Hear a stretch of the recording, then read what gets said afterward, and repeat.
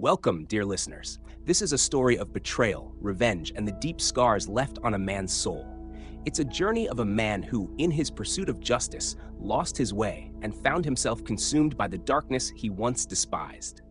As we dive into this tale of shattered love and ruthless choices, remember, forgiveness can be the hardest path to follow, but sometimes it's the only way to heal. So, let's follow this haunting journey, brought to you by writer Emily and narrated by Steve. Don't forget to subscribe for more captivating stories. The flickering glow of the streetlights cast shadows across our quiet neighborhood, bathing it in a calmness that I hadn't felt in my own life for months. Kelly had become a stranger in our home, her once bright laughter replaced by a silence that gnawed at me. I'd look at her sometimes, across the room, hoping to catch a glimpse of the woman I fell in love with. But all I saw was a guarded expression, as if she were hiding a secret that I was no longer a part of. It started with the little things. She began coming home late, her phone always on silent or tucked away, and her eyes would dart away whenever I asked her about her day. She would smile, but it never quite reached her eyes. "Work was just busy," she'd say, or "I'm tired." But it was the type of tired that sleep couldn't fix, the kind that drew lines on her face and weighed down her soul. One evening, I decided to confront her. I was tired of the guessing, the small moments of paranoia that gnawed at my sanity.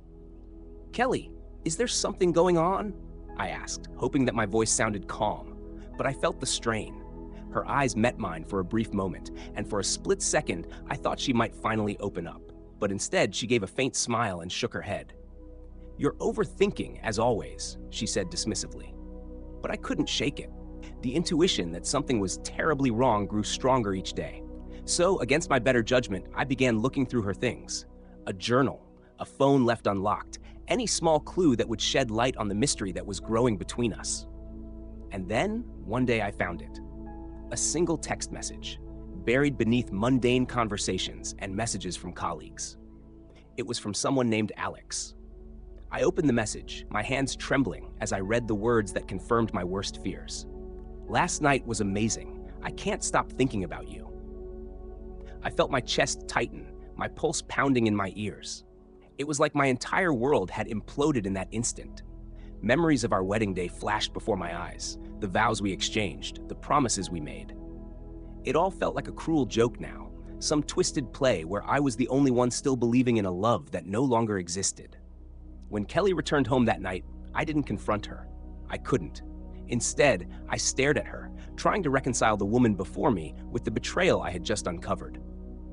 She looked tired, her face drawn, but there was a lightness to her steps, a satisfaction that hadn't been there in weeks. She didn't notice my stare, didn't sense the storm brewing inside me. That was the night I decided I couldn't let this go. Not without making sure she felt the same devastation, the same gut-wrenching pain she had inflicted upon me. The days that followed my discovery of her betrayal were a haze of anger and bitterness. Each time Kelly walked into the room, each time she touched me, I felt my stomach twist with a mixture of rage and heartbreak. I couldn't sleep, couldn't eat. All I could think of was how she had betrayed me, how she had laughed and shared secrets with someone else while I lay awake, wondering if she still loved me. One night, as she lay next to me, blissfully unaware of the war raging within me, I made a decision. It was impulsive, irrational, but it felt like the only way to reclaim the pieces of myself that her betrayal had shattered. Revenge. The word echoed in my mind like a chant, a promise. If she could destroy me so easily, then I would do the same to her. Only I wouldn't just break her heart, I would rip apart everything that mattered to her. The first step was simple. I found Alex's address, his workplace, his routines. It was all too easy, really. People leave trails everywhere, tiny breadcrumbs that tell the story of their lives to anyone paying close enough attention. For weeks, I watched him from afar, learning everything I could about the man who had stolen my wife's affection. He was younger, confident in a way I had never been, and he moved through life as if he owned it, unburdened by the weight of commitment and promises. One evening, I followed him after work, trailing him down the busy streets. He didn't even notice me. It was as if I were invisible, a ghost. I watched as he stopped at a bar, laughing with friends, carefree and happy. I imagined him with Kelly, sharing intimate moments, laughing in the way that used to be reserved for us. The thought fueled the flames inside me, pushing me to the brink of something I didn't know I was capable of. The opportunity presented itself when he stumbled out of the bar, drunk and oblivious to the world around him. He wandered down a side street, separated from the crowd, alone in the dim light of the alley. I followed, my footsteps silent, my breathing shallow. My heart pounded as I reached into my pocket, fingers brushing against the cold steel of the knife I had bought earlier that week. He didn't even see me coming. It was quick, a flash of pain in his eyes, a gasp of confusion. I watched as the light faded from his gaze, as his body crumpled to the ground. A part of me recoiled, horrified at what I had just done, but another part, the part that had been simmering in resentment and betrayal, felt a sick sense of satisfaction. As I walked away from the scene, my mind whirled with the reality of what I had done. There was no going back now. I had crossed the line, severed the last shreds of who I once was. And yet, I didn't feel the relief I had hoped for. Instead, a heavy emptiness settled within me, a darkness that felt even colder and more unforgiving than the betrayal that had driven me here. When I returned home, Kelly was already asleep, her face peaceful and untroubled. I stood there in the doorway, staring at her, wondering if she'd ever understand the price of her betrayal. But as I watched her, a new thought took hold, a grim, calculated resolve. Destroying Alex wasn't enough. I wanted her to feel the same hollow, gut-wrenching despair. I would take everything from her, leaving her in a world as barren and desolate as the one she had created for me. The following days passed in a quiet storm of preparation. My life became a series of carefully calculated moves, every step designed to strip away everything Kelly held dear. I knew I couldn't just confront her and end things in a rush of anger. No, that would be too easy for her. She needed to feel the weight of loss slowly, piece by piece, until she could no longer recognize the life she once took for granted. I started with our finances. Over the years, I'd worked tirelessly to build a stable, comfortable life for us. I'd saved, invested, and planned for the future. But that future no longer existed, at least not with Kelly in it. With a few subtle transfers and withdrawals, I began draining our joint account, shifting funds to a private account that she would never find. I closed out investments, canceled insurance policies. Everything we had built together was dismantled, quietly, efficiently. All she had left was the facade of stability, an illusion that would shatter soon enough. Kelly, of course, had no idea. She moved through her days with that same distant smile, unaware that I was slowly dismantling her world from within.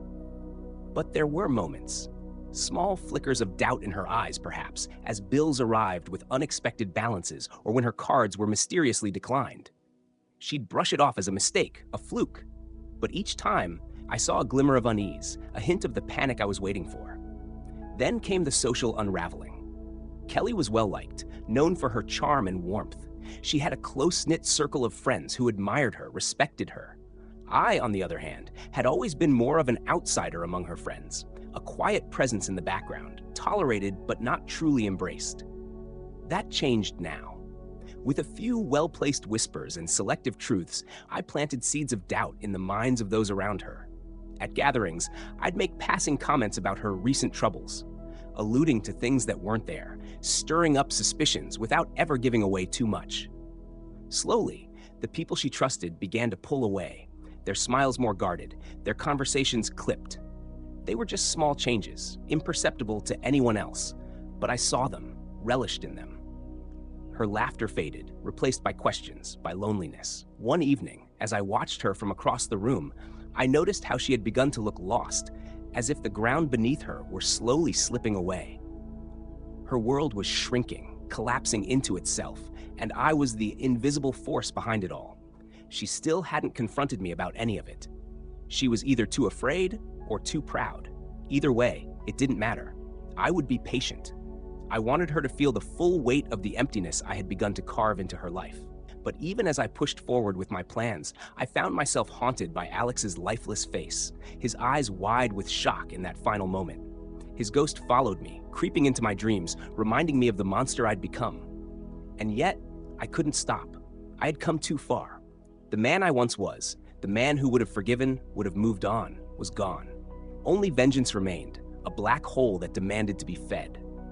As the final part of my plan took shape, I prepared myself for what would come next. It was time to dismantle the last piece of her life, our home. I began the proceedings to sell it under the guise of needing a fresh start, convincing her that it was for the best.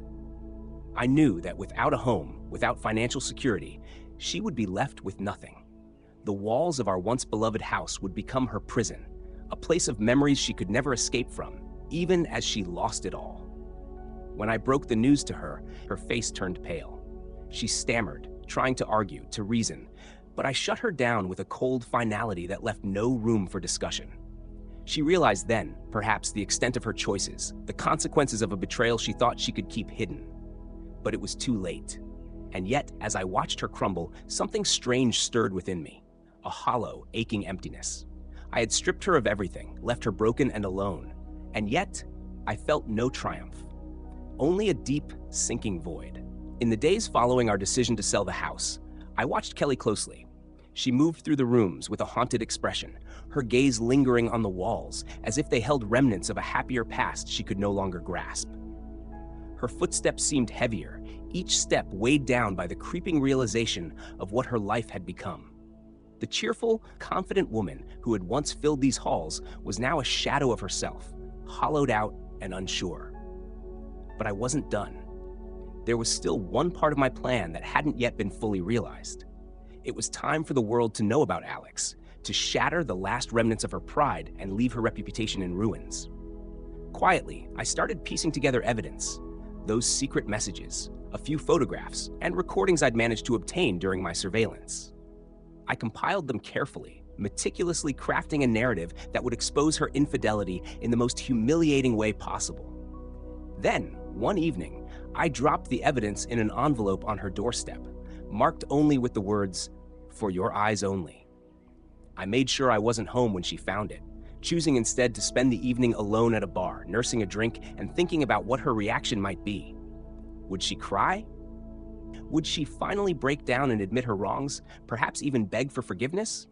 Or would she lash out in anger, the way she had often done when confronted with truths she didn't want to face? I returned home late that night, the house wrapped in an eerie silence. She was in the living room, the envelope torn open beside her. Her eyes were red-rimmed, her hands clenched tightly around a photograph of her and Alex, a look of devastation frozen on her face. "How could you?" Her voice was barely a whisper, choked with disbelief. "How could you do this?" I met her gaze, feeling an unexpected pang of pity, but I pushed it down, hardening myself against the lingering softness I still felt for her. "How could I?" I replied, my voice icy. "No, Kelly. The question is, how could you, after everything we built together, after everything I gave up for you?" She looked away, her expression crumbling, and in that moment I saw the weight of her guilt, her shame, pressing down on her like a boulder. "I made a mistake," she murmured, tears streaming down her face. I didn't mean for it to go this far." Her words echoed through the room, but they did nothing to soften the bitterness inside me. "A mistake?" I scoffed. "You tore apart our marriage, betrayed me, destroyed everything we had. And for what? A fling with a man who meant nothing to you?" Kelly broke down then, sobbing uncontrollably, her shoulders shaking as she buried her face in her hands. The sight of her, so broken, so lost, should have filled me with satisfaction. But instead, I felt only a hollow emptiness. The revenge that had once fueled me felt meaningless now, a fleeting satisfaction that dissolved as quickly as it had come. But there was no going back. In the following days, the news of her affair spread through our social circles like wildfire. Her friends whispered behind her back, neighbors avoided her, and even her family turned cold, disappointed by the scandal she had brought upon herself. She was utterly alone, and I was the architect of that isolation. I had wanted her to feel the same sense of abandonment I'd felt, to be left with nothing but regret and sorrow. Yet as I watched her slip further and further into despair, I felt my own life unraveling. The sense of purpose that had driven me was gone, leaving only the aftermath of what I'd done. Alex was gone. Kelly was a shell of her former self, and I had no one left. No friends, no family, no future. One night, I stood in the darkened living room, staring at the framed photograph from our wedding day. We looked so young, so hopeful, back then. I'd loved her with a fire that was as fierce as the hatred that now consumed me. But as I gazed at the photo, the weight of my actions settled over me like a shroud. I had become something unrecognizable. A man so bent on revenge that I destroyed not only my wife but myself. The realization hit me like a blow, and for the first time, I felt the full weight of what I had done. Revenge had given me nothing but ruin. In my quest to destroy Kelly, I had torn apart the very fabric of my own life, and now, there was nothing left. Kelly barely left the house anymore. She moved through the rooms like a ghost, her once bright eyes now dull, her laughter long gone.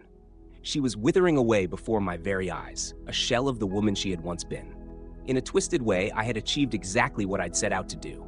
I'd dismantled her world, leaving her with nothing but emptiness. But instead of satisfaction, all I felt was an unbearable hollowness.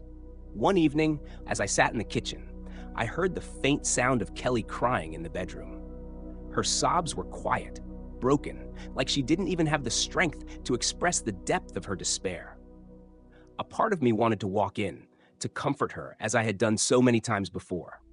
But another part, the hardened, bitter part that had driven me to this point, kept me rooted in my seat, unable to feel sympathy for the woman I had once loved. The days passed in bleak silence, each one blending into the next. Kelly and I barely spoke, existing as strangers under the same roof. She was too proud to ask for help, too ashamed to confront the damage we had inflicted upon each other. And I was too consumed by my own resentment to extend a hand, even as I watched her sink further into despair. One night, she came into the living room and sat across from me, her eyes hollow but filled with a quiet determination. "I can't go on like this," she whispered, her voice trembling. "I've lost everything, everyone, and it's all my fault." I looked at her, the weight of her words pressing down on me, but I stayed silent. She continued, her gaze fixed on the floor. "I know what I did was unforgivable, but I never imagined things would come to this. I've lost my friends, my family, even you." Her words cut through me, sharper than I expected. I'd wanted her to feel remorse, to suffer for the betrayal she had inflicted upon me. But seeing her so broken, so vulnerable, I felt an unexpected pang of regret. Somewhere along the way, in my quest to hurt her, I'd forgotten that this was the woman I'd once shared my life with, the woman I'd vowed to protect and love. But the bitterness was still there, lurking just beneath the surface. "You did this to yourself, Kelly," I replied, my voice colder than I intended. "You made a choice, and choices have consequences." She looked away, defeated, and for a brief moment, I thought she might argue, try to defend herself. But instead, she simply nodded, as if accepting the punishment I doled out. She looked so small, so fragile, and for the first time, I wondered if perhaps I had gone too far. If maybe, in my pursuit of vengeance, I had crossed a line that could never be uncrossed. In the weeks that followed, Kelly became a ghost in our home. She barely ate, barely spoke, moving through her days in a haze of sorrow and regret. I watched her, feeling the ache of my own emptiness grow with each passing day. I had won, hadn't I? I had taken everything from her, just as she had taken everything from me.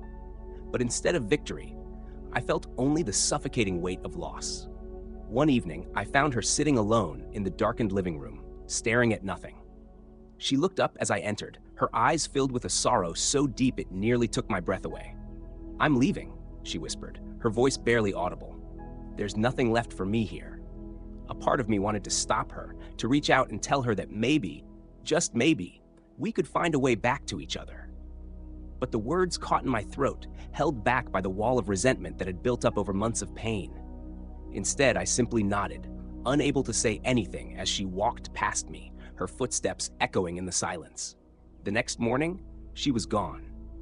The house felt emptier than ever, the walls closing in on me, suffocating me with the memories of a life that had once been filled with love and laughter. I had thought her departure would bring me peace, that without her presence, I could finally move on. But instead, all I felt was a profound, soul-crushing loneliness. In my quest for revenge, I had destroyed not only her, but myself. I had lost everything. My friends, my family, even the man I used to be. All that remained was the shadow of a life once full of promise, now reduced to ashes by my own hand. The silence in the house became unbearable. Every room echoed with memories, reminding me of all that I'd lost. I had thought that watching Kelly's life fall apart would somehow make me whole again, that her suffering would balance out the betrayal she'd inflicted on me. But in the end, I found myself alone, haunted by the choices I had made. Without Kelly, without anyone, the days began to blend together in a fog of regret. My career, once something I had poured my heart into, no longer felt meaningful. I started missing meetings, ignoring calls, and eventually, the company decided they'd had enough. I was quietly let go, and with it went the last thread of stability I'd clung to. I had no friends left. Most had distanced themselves long before, wary of the bitterness that had consumed me. And now, with no family, no friends, and no career, all that remained was the emptiness I had crafted.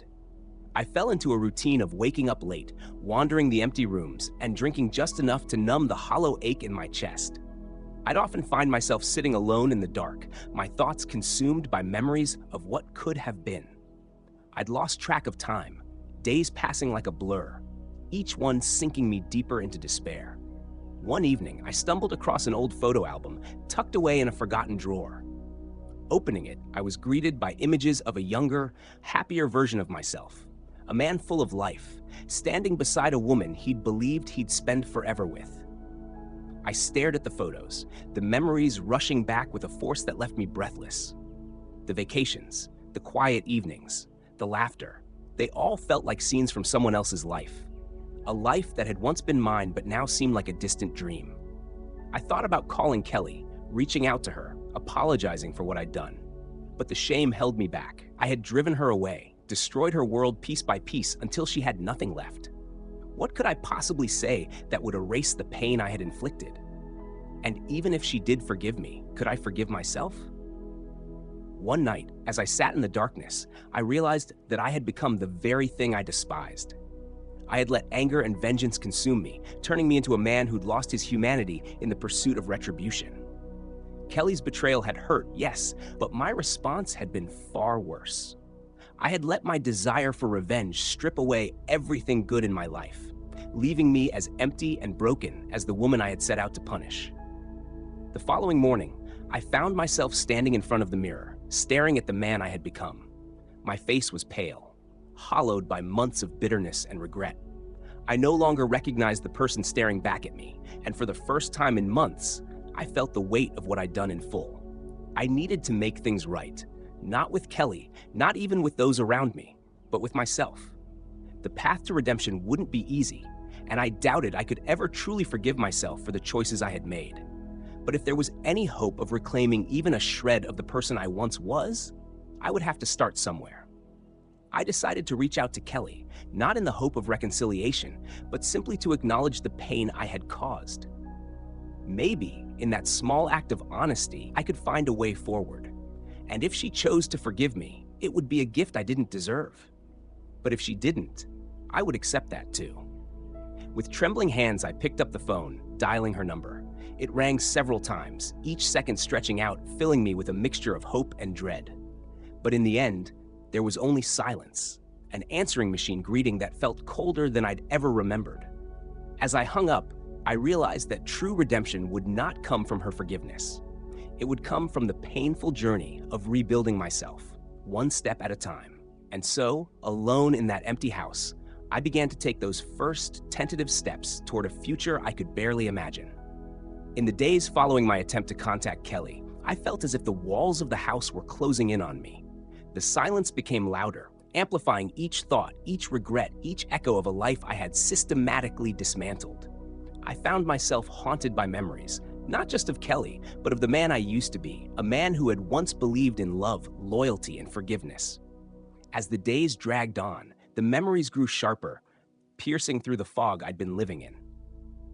I could still remember the way she'd look at me when we first met, her smile so genuine, her laughter infectious.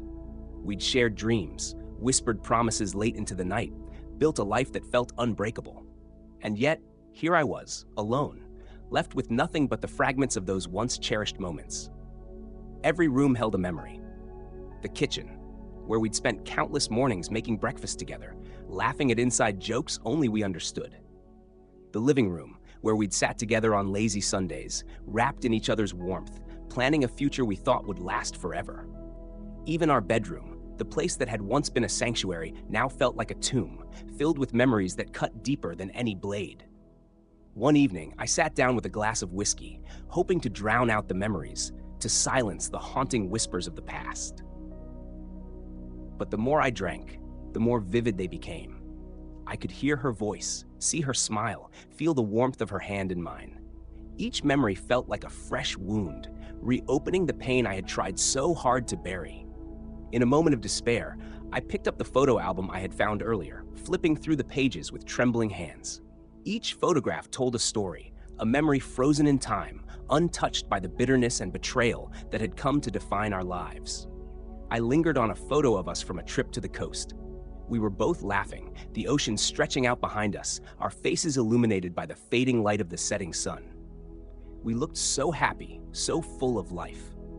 It was almost painful to look at, knowing that those people no longer existed.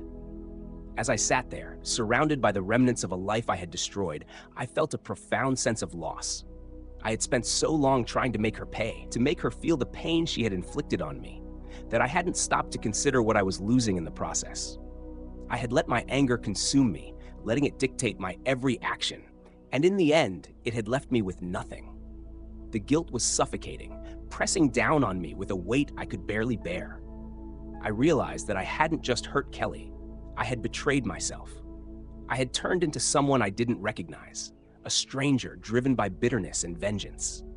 The man in the mirror was a hollow shell, a man who had sacrificed everything he once held dear in the name of retribution. That night, as I sat alone in the dark, I made a decision. It was time to let go of the past, to stop clinging to the anger and regret that had been eating away at me. I didn't know what the future held or if I would ever find peace, but I knew I couldn't continue down this path. If there was any hope of healing, of reclaiming even a small part of who I used to be, I would have to confront the pain I had buried deep inside. I needed to forgive, not Kelly, not entirely, but myself, for letting the darkness consume me, for making choices that had led me to this hollow existence.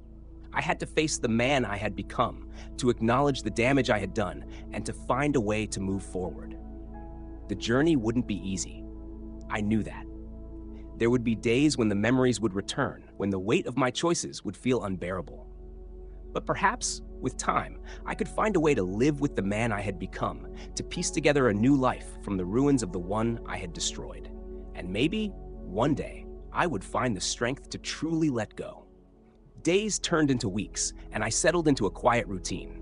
Without Kelly, without the anchors of my past life, the days stretched before me in an unbroken line of monotony. I moved through the house like a ghost, haunted by the emptiness that filled every corner. There were no more arguments, no heated accusations, no moments of bitterness, only silence. I took up small projects to fill the hours, fixing things around the house, cleaning rooms that hadn't been touched in months. I tried to distract myself, to occupy my hands and keep my mind from drifting back to memories I no longer wanted to face. But the distractions were fleeting, and inevitably, the silence would return, reminding me of all that I had lost. The friends who once filled my weekends were gone, having drifted away when my life began to unravel. Family, too, had become distant, either out of discomfort or simply because I had pushed them away in my anger and despair. And without work to occupy my time, without the purpose I once drew from my career, I felt adrift, a man untethered from anything meaningful. There were nights when I would sit alone in the dark, staring at the empty spaces that Kelly had once filled, wondering if I had made a mistake. I had been so focused on revenge, on making her feel the pain of betrayal, that I had forgotten the cost of that vengeance. I had assumed that stripping her of everything would give me some semblance of peace, but instead, it had only left me with a hollow existence. One evening, I wandered into what had once been her favorite room, the small, cozy space filled with books, warm lighting, and a window that overlooked the garden. Kelly had spent countless hours here, curled up with a novel or simply gazing out the window. Standing there, surrounded by the remnants of her presence, I felt an overwhelming sense of regret. She had betrayed me, yes, but perhaps I had punished her far more than she deserved. And in doing so, I had condemned myself to this life of isolation. In that quiet, reflective moment, I realized that I couldn't go on like this. The house had become a prison, a constant reminder of the anger that had once fueled me, but now served only to keep me chained to the past. I needed a fresh start, a way to leave behind the remnants of the life I had destroyed. Perhaps by letting go of this place, I could find a way to let go of the anger that had consumed me. I began making plans to sell the house, to finally close the chapter on this painful period of my life. It wasn't an easy decision. Every room held memories, both good and bad. But I knew that if I was ever going to heal, I needed to leave this place behind, to start anew somewhere that wasn't haunted by the ghosts of what once was. As I packed up my belongings, sorting through years' worth of memories, I came across old photos, letters, small trinkets from happier times. Each item felt like a small piece of myself, a reminder of the man I used to be. I hesitated, unsure if I could leave these things behind, but I knew that holding on to them would only keep me trapped in the past. I decided to keep a few items, just enough to remind me of the lessons I had learned, of the mistakes I had made, and of the path I had walked to reach this point. Everything else, I let go, hoping that by doing so, I could free myself from the weight of the life I had torn apart. When the final day came, and I stood in the empty house, I felt a strange mixture of sadness and relief. This place had once been a home, a sanctuary, but now it was simply a shell, hollowed out by anger and regret. I locked the door for the last time, stepping out into the cool evening air, feeling as though a heavy burden had been lifted from my shoulders. As I walked away, leaving the house and the memories behind, I felt the faint stirrings of something I hadn't felt in a long time.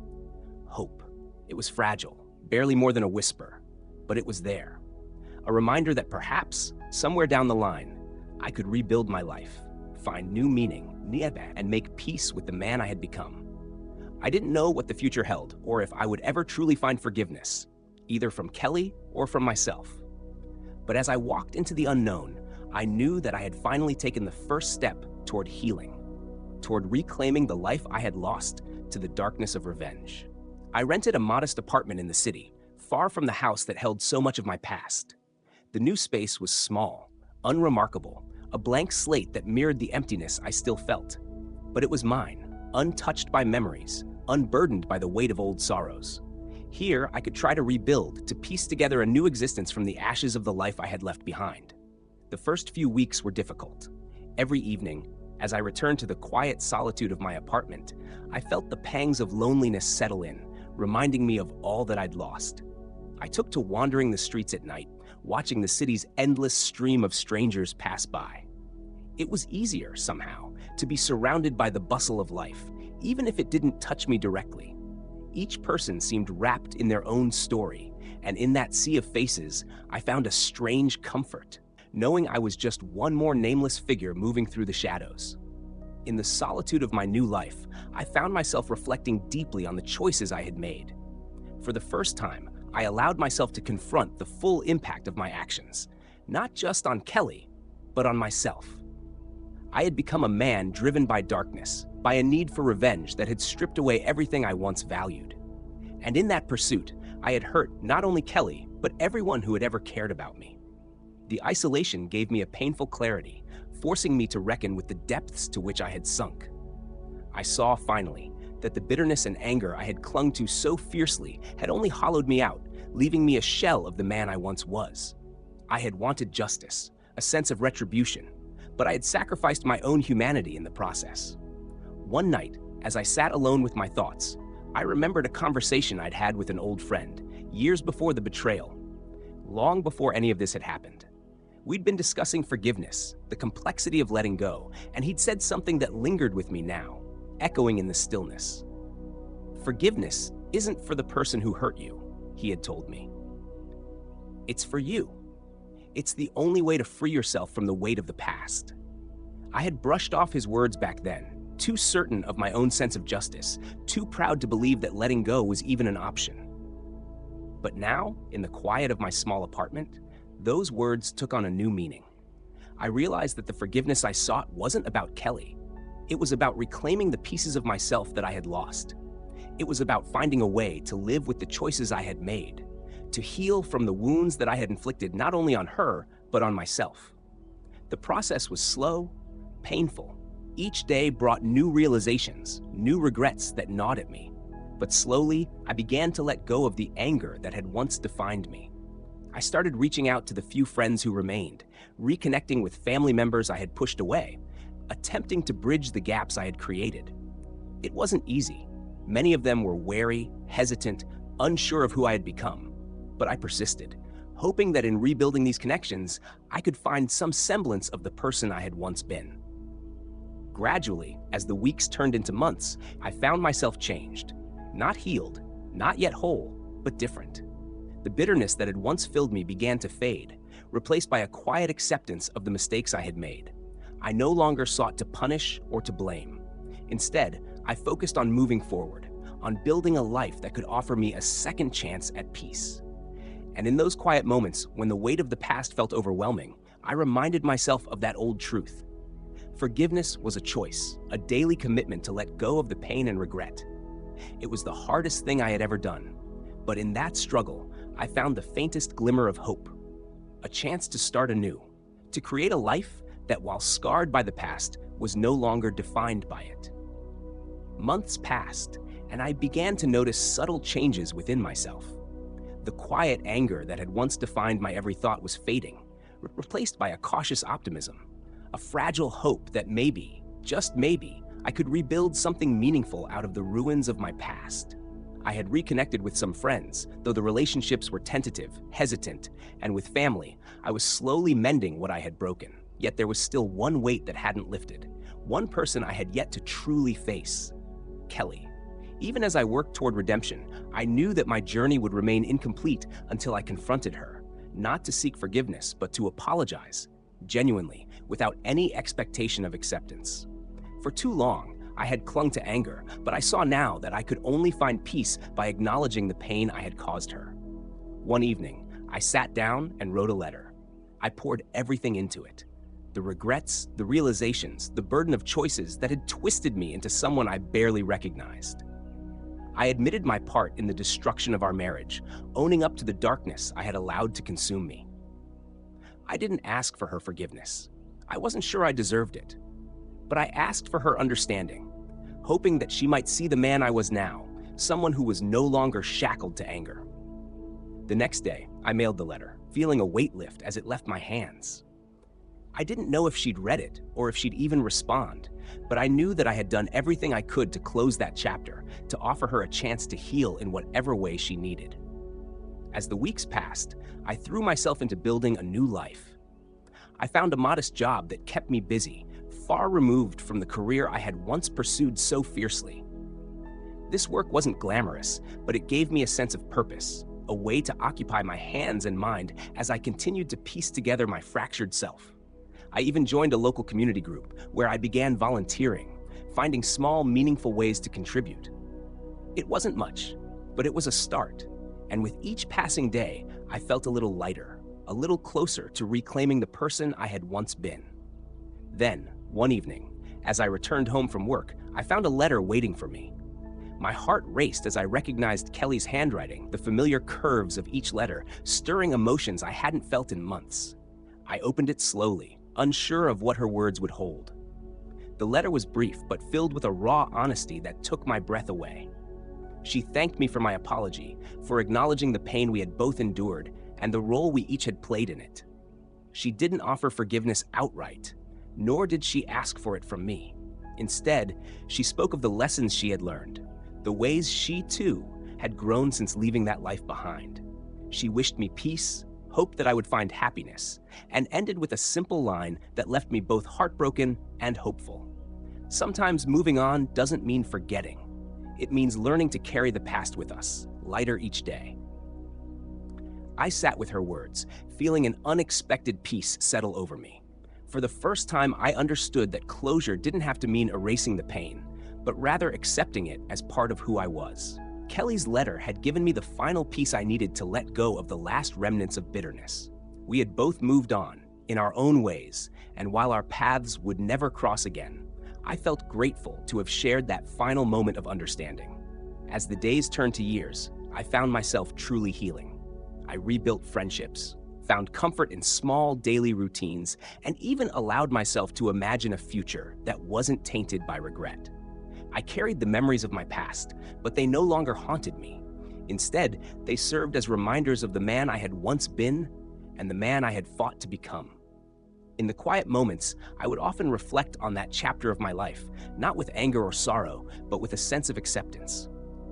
The journey had been painful, but it had taught me the value of forgiveness, not only for others, but for myself. I had learned that redemption was not a destination, but a choice, one that I would continue to make every day. And in that understanding, I finally found the peace I had sought for so long. Several years had passed since I last saw or heard from Kelly. Life had taken on a steady rhythm, and the wounds that once felt so raw had faded, replaced by scars that told a story of growth, pain, and ultimately, forgiveness. The peace I had fought so hard to find had finally settled within me, a quiet strength that guided me through each day. I had settled into a small town outside the city, far from the memories of my old life. Here, surrounded by nature and simplicity, I found comfort in the little things: the morning sunlight spilling over the hills, the laughter of children playing in the park, the easy conversations with neighbors who knew me simply as the quiet man who moved in a few years back. My work, though humble, brought a satisfaction I hadn't known in my previous life. I had taken up carpentry, learning to shape wood into furniture, structures, even small sculptures. There was something deeply healing in working with my hands, in building something solid and beautiful out of raw materials. Each piece I crafted was a reminder that I, too, had been reshaped, remade from the broken pieces of my past. Over time, I even began to open my heart again. I met someone, a kind, compassionate woman named Lily, who saw beyond my guarded exterior. She never asked too much about my past, sensing that some stories were best left unspoken. Instead, she offered me her friendship, her gentle presence, and eventually her love. With her, I found the courage to believe in a future that was not bound by regret, but open to possibility. One spring morning, as we walked through a local park, I saw a young couple sitting on a bench, their hands intertwined, their laughter filling the air. A pang of nostalgia washed over me, but it was no longer accompanied by the sharp sting of loss. Instead, it was a bittersweet reminder of where I had been and how far I had come. I realized in that moment that I had finally forgiven myself. I had lived through the consequences of my choices, faced the darkest parts of my soul, and emerged on the other side as someone new, someone I could be proud of. As we continued our walk, Lily squeezed my hand, a warm smile spreading across her face. And for the first time in years, I felt a deep, unshakable peace. I knew that I had found my way home.